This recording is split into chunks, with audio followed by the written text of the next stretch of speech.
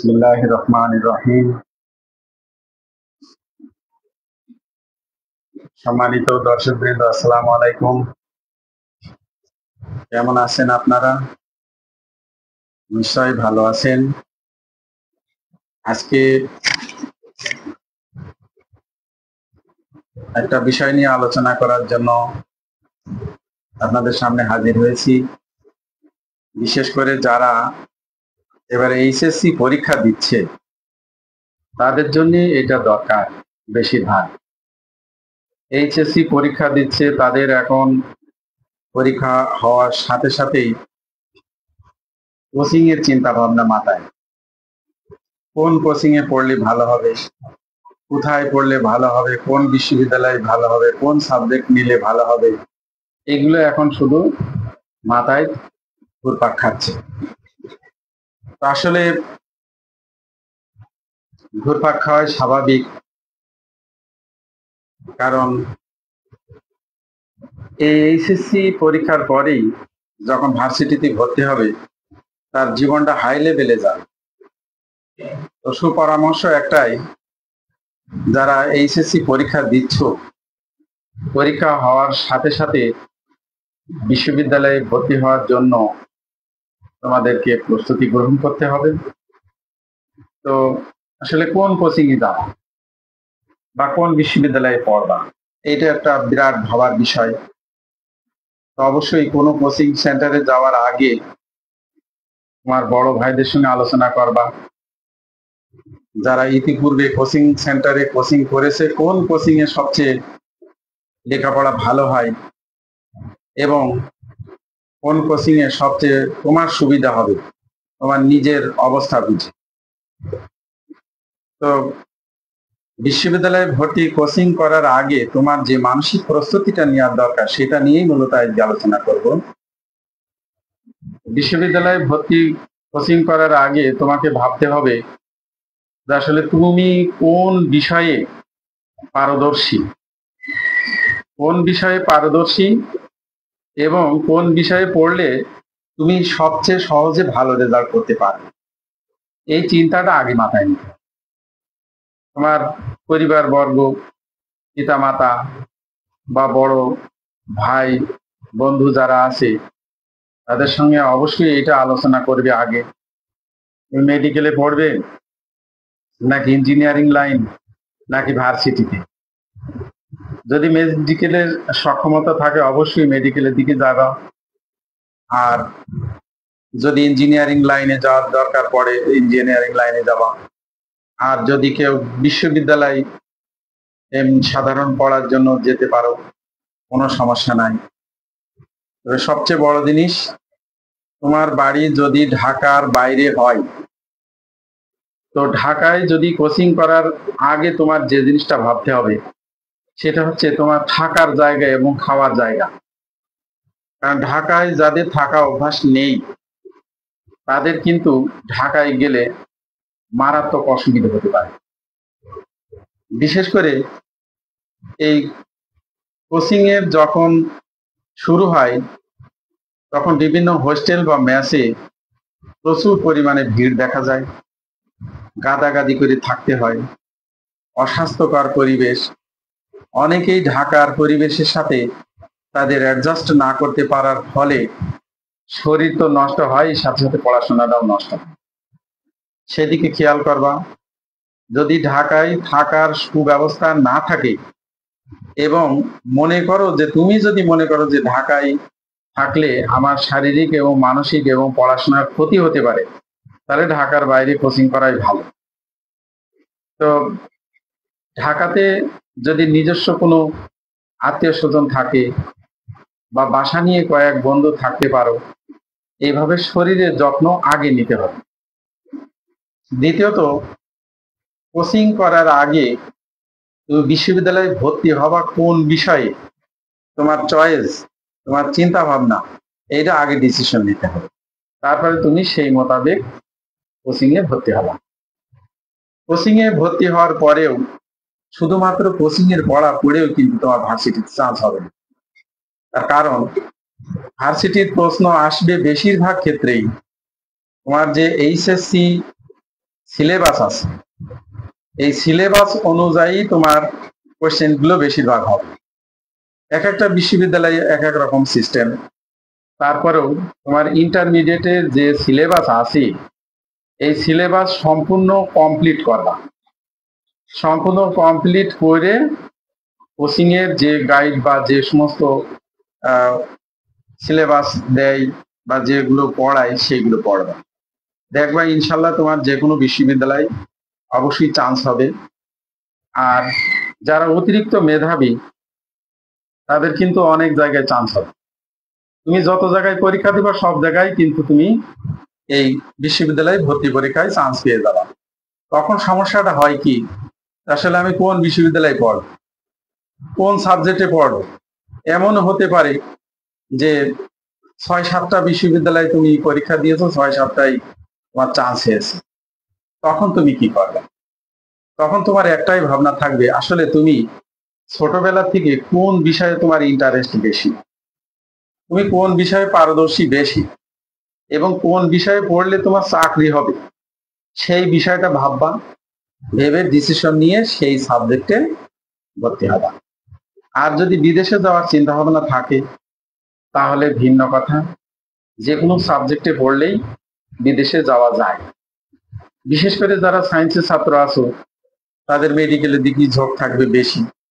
তো মেডিকেলে যদি চান্স না হয় তাহলে বিশ্ববিদ্যালয়ের দিকে, ঢাকা বিশ্ববিদ্যালয়, রাজশাহী বিশ্ববিদ্যালয় বা এই ধরনের বিশ্ববিদ্যালয় যেগুলো আছে সেইগুলোই ভর্তি হওয়ার জন্য অনেকেই এটা চিন্তা ভাবনা করবে। তো সায়েন্সের যারা ছাত্র তাদের বিশেষ করে, যদি তুমি বাংলাদেশে থাকতে চাও, বাংলাদেশে যদি থাকতে চাও তাহলে তোমার চাকরির সেক্টর গুলো আগে ভাবতে হবে। যেমন দেখা যাচ্ছে তুমি যদি মেডিকেলে চান্স পাও বা মেডিকেলে পড়তে চাও, অত্যন্ত মেধাবী ছাত্র তোমার হওয়া লাগবে, 1 নম্বর। 2 নম্বর, মেডিকেলে যদি বেসরকারিতে পড়ার ক্ষমতা না থাকে, বাপ মার জমি বেচে বা বিভিন্ন ভাবে নিজেকে নিজের পরিবার বর্গের বিপদের মধ্যে ফেলে বেসরকারি বিশ্ববিদ্যালয়ে পড়া, বেসরকারি মেডিকেলে পড়া, এটা খুব একটা সমীচীন নয়। কারণ মেডিকেলে পড়ার পরে যে তোমার চাকরি হবে এমন কোনো মানে নেই। কারণ মেডিকেলের বিষয়টা হচ্ছে যে মেডিকেলে তুমি যখন পাশ করবা, প্রতি বছর প্রায় 10,000 MBBS পাশ করে। তার মধ্যে 3 থেকে 500, 300, সম্ভবত 300 জন BCS এ চান্স পায়। তাহলে আর বাদ বাকি সবাই কিন্তু BCS এ চান্স পায় না। এই বিষয়টা খেয়াল করতে হবে।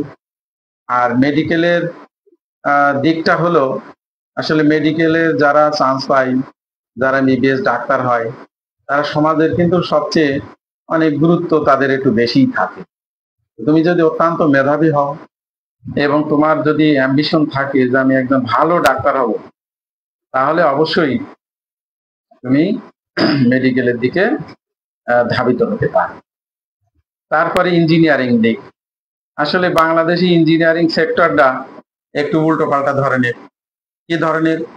যে বিশেষ করে SSC পাশ করে যারা ডিপ্লোমা করে, বিশেষ করে তোমাদের যারা ইলেকট্রিক্যাল অ্যান্ড ইলেকট্রনিক্স ইঞ্জিনিয়ারিং আছে, তারপরে মেকানিক্যাল আছে, এইগুলো CSU অনেকটা আছে, এইগুলো ডিপ্লোমা পাশ করার পরে ডুয়েট থেকে BSc পাশ করা যায়।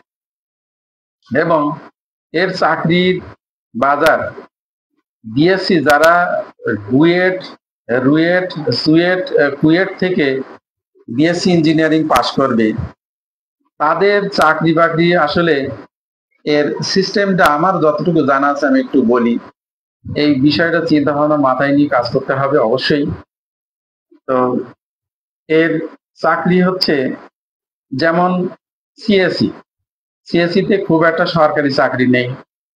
CSE যারা BSc পাশ করে, 4 বছরের BSc পাশ করে, এদের সরকারি চাকরি না থাকলেও সারা বিশ্বে কিন্তু CSEর ব্যাপক একটা চাহিদা আছে।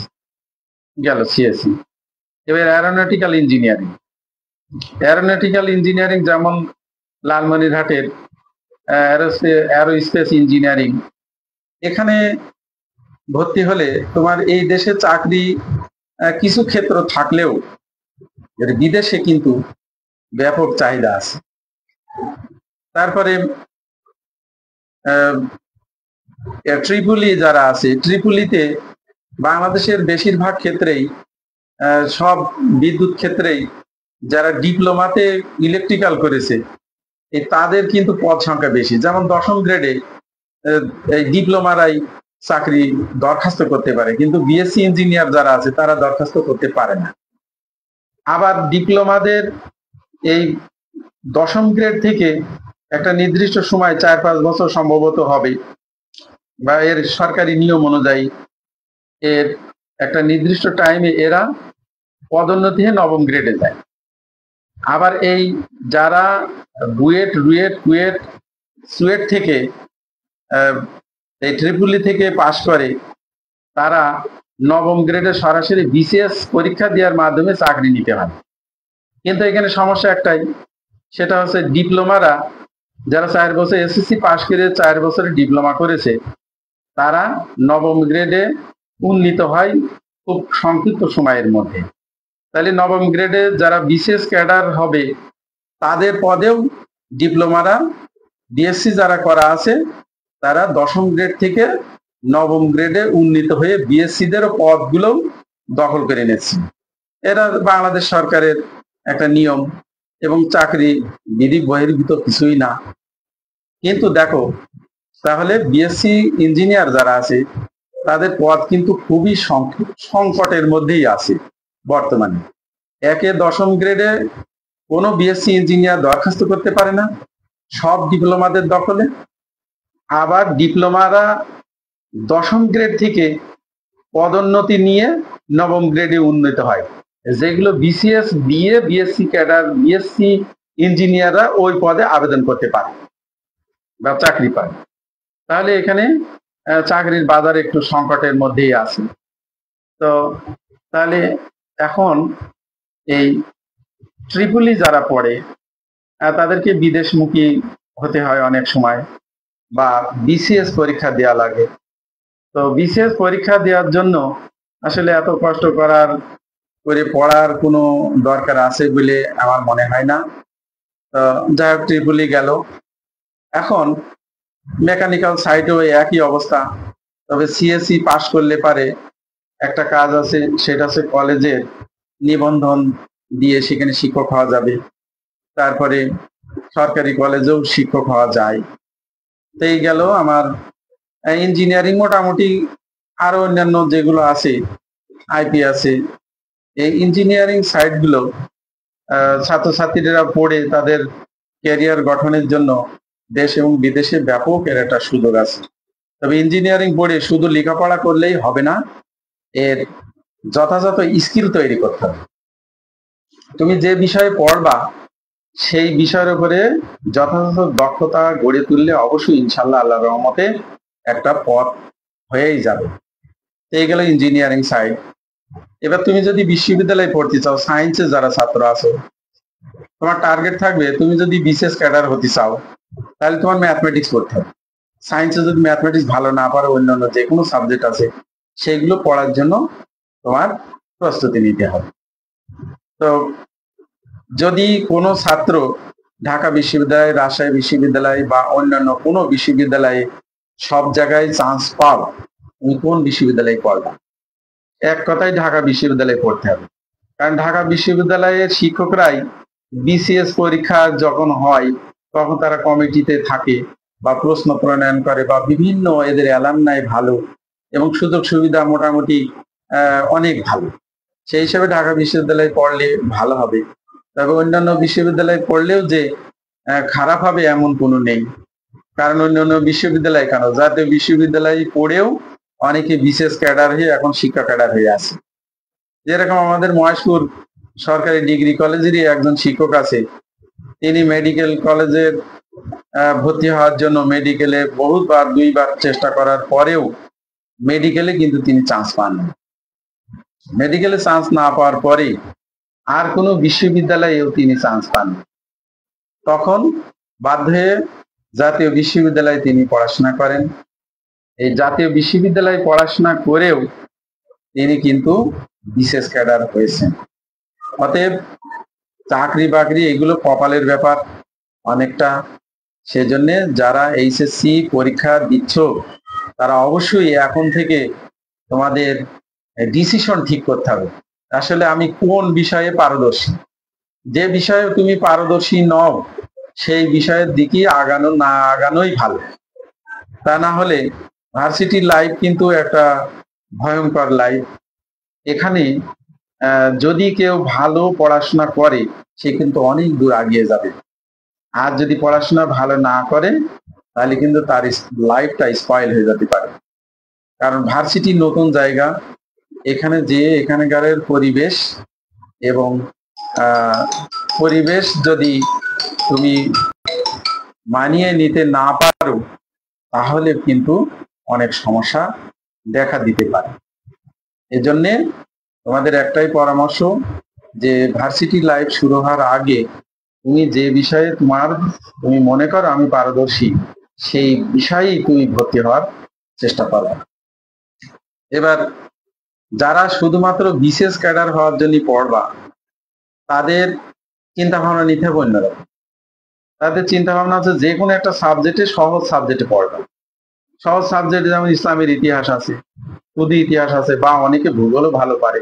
মানে মোট কথা তোমার টার্গেট যদি থাকে যে আমি বিশেষ ক্যাডার হব তাহলে একটা সহজ সাবজেক্টে লেখাপড়া করে তোমাকে আগাতে হবে। তো এইগুলো মাথায় রাখবা।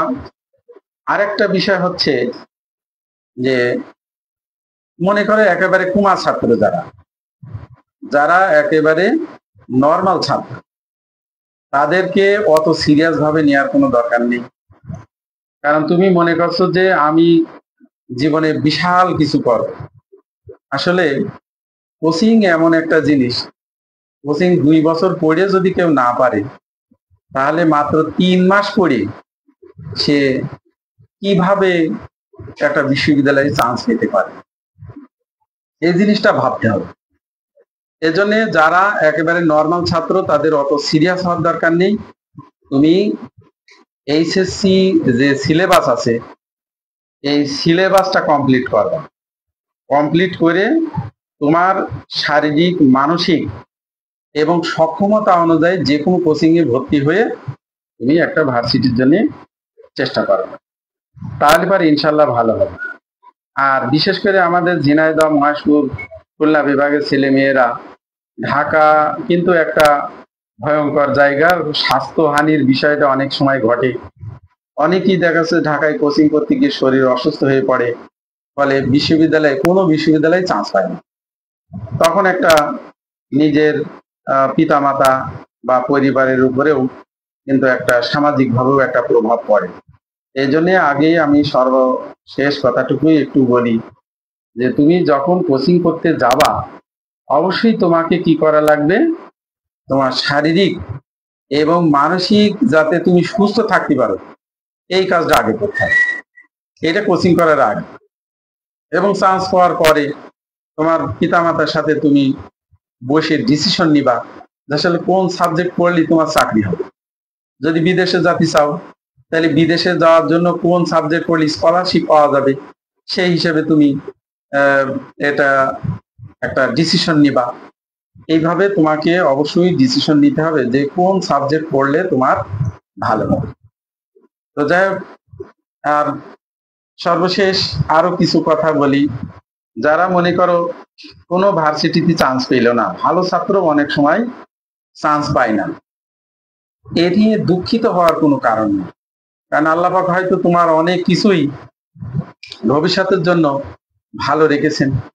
তা না হলে এবছরে যদি চান্স না হয় সামনের বছরে চান্স হবে। তো নিশ্চয়ই কোনো জায়গায় না কোন জায়গায় তুমি ভর্তি হতে পারবাই, আর ভেঙে পড়ার কোনো কারণ নেই। কারণ আল্লাহ পাক প্রত্যেকটা প্রাণীরই রুজি এবং তার রোজগারের ব্যবস্থা করেই পৃথিবীতে পাঠিয়েছেন। তো তোমারও লেখাপড়া হবে। তোমার বন্ধু মনে করে একজন মেডিকেলে চান্স পেয়েছে, তুমি জাতীয় বিশ্ববিদ্যালয়ে ভর্তি হয়েছে, এতে ভয় পাওয়ার কোনো কারণ নেই, কারণ আল্লাহ পাক তোমার জন্য এটাই নির্ধারিত করেছে। তো যাই হোক, তোমাদের জন্য সর্বশেষ যে কথাটা সেটা হচ্ছে, যারা এইচএসসি পরীক্ষা দিচ্ছ তারা অবশ্যই পরীক্ষার পরপরই কোচিং এর জন্য একটু চেষ্টা করবা।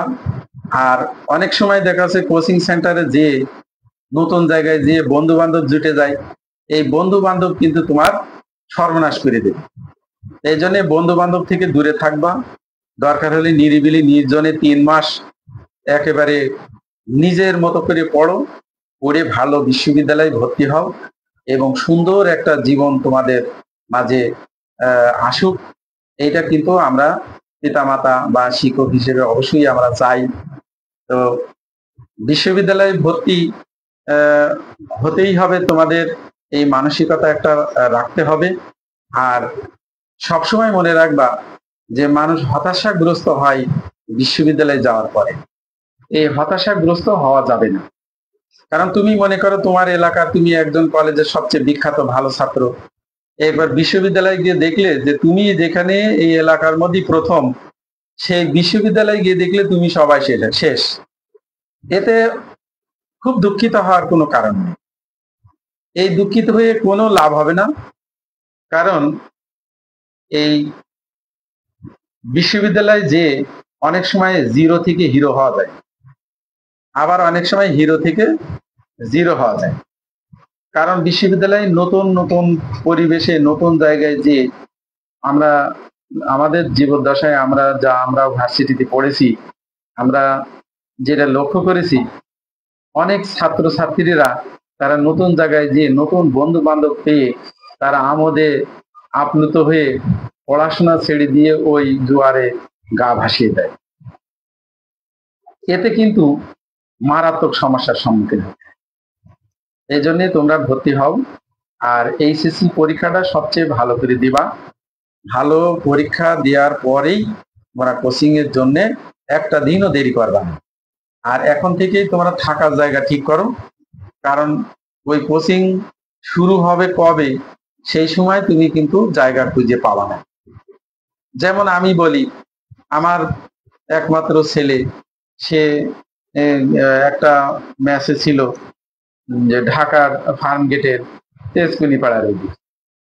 তো এত বৃষ্টি হতো ওখানে যে মাজা পর্যন্ত প্রায় পানি ডুবে যেত।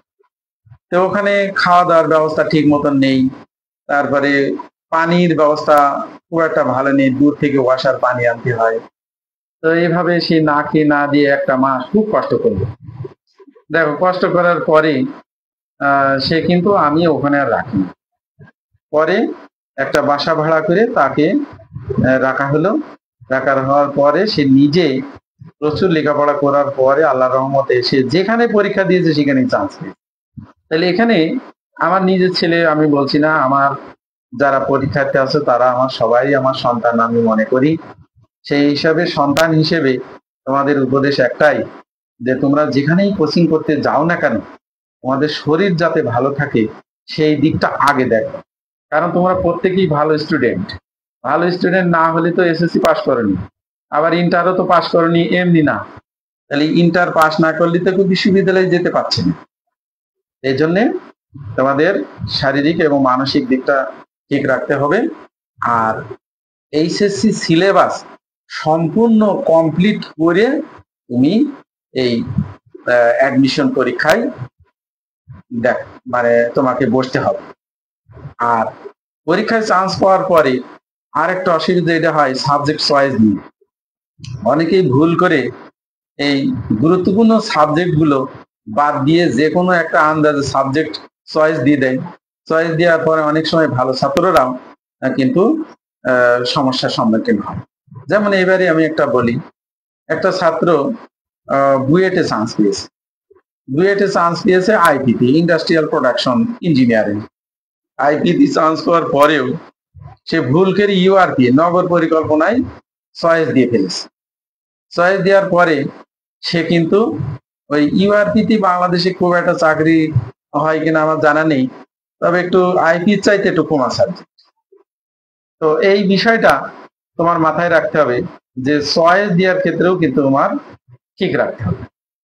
তো যাই হোক, আজকে এই পর্যন্তই থাক। তো তোমাদের সবার সুস্থতা কামনা করি, আমার জন্য দোয়া করো। আর ইন্টারমিডিয়েট পরীক্ষাটা ভালোভাবে দাও, এবং পরীক্ষা যাতে ভালো হয়, পরীক্ষার রেজাল্ট যদি ভালো না হয় তাহলে কিন্তু ভার্সিটিতে চান্স পাওয়া কষ্টকর হয়ে যাবে। কারণ ঢাকা বিশ্ববিদ্যালয়ে তুমি যদি জিপিএ 5 দুটো পাও, তাহলে এই জিপিএ 5 এর উপরেও তোমার নাম্বার আছে, এটা তোমার ভাবতে হবে। তো যাই হোক, অনেক কথা হয়ে গেল। তোমরা ভালোভাবে পরীক্ষা দাও, এবং পরীক্ষা দেওয়ার পরই তোমরা কোচিং এর জন্য প্রস্তুতি নিবা, এবং ভালোভাবে কোচিং করো। আল্লাহ পাক তোমাদেরকে সুস্থ রাখুক, এবং তোমরা ভালো বিশ্ববিদ্যালয়ে ভর্তি হয়ে তোমাদের জীবনকে সুন্দর করো, এবং তোমার পিতামাতা শিক্ষকদের মান সম্মান বৃদ্ধি করো, এবং তোমার জীবনটা সুন্দর হোক। এই শুভ কামনা করে আজকের মতোই এখানেই বিদায়। যদি কোনোদিন সুযোগ পাই তো আরেকদিন তোমাদের সাথে ইনশাল্লাহ এই বিষয়ে নিয়ে আলোচনা করব। আজকে সংক্ষিপ্ত সময় যতটুকু আলোচনা করলাম, এর মধ্যে হয়তো অনেক কিছু বাদ করতে পারে। যদি কোনো কিছু জানার থাকে, বা তোমরাও অনেক কিছু যদি জানো, আমার কমেন্টস একটু জানাই দিও। আমি আর আমার অনেক ছাত্রছাত্রীরা আছে, তাদের সাথে একটু শেয়ার করব, যাতে তারাও উপকৃত হয়। ধন্যবাদ সবাইকে। আসসালামু আলাইকুম।